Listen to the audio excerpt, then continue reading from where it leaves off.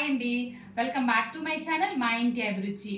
ఈ రోజు ఉగాది కదా, ఉగాది లంచ్ మెనూ ఏంటనేది చూసేద్దామండి. మన ఛానల్లో lunch box videos, lunch menu post చేసి చాలా డేస్ అయింది కదా.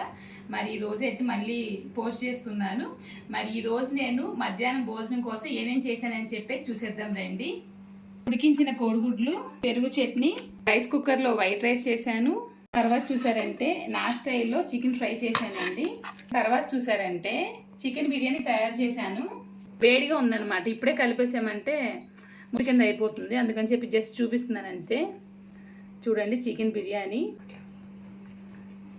కొంచెం చల్లారిందంటే కనుక పొడి పొడిగా అయితే అయిపోతుంది. మేమైతే ఉగాదికి నాన్ వెజ్ తింటామండి, తినే రోజులైతే కనుక. నేను ముందే చెప్పేస్తున్నాను, మళ్ళీ కమెంట్లో అడుగుతారని చెప్పేసి. మరి ఈ రోజు మీ ఇంట్లో వంటలు ఏం చేశారనేది మర్చిపోకుండా కమెంట్లో చెప్పేయండి. ఇంకొక వీడియోలో మళ్ళీ కలుద్దాం. Thank you.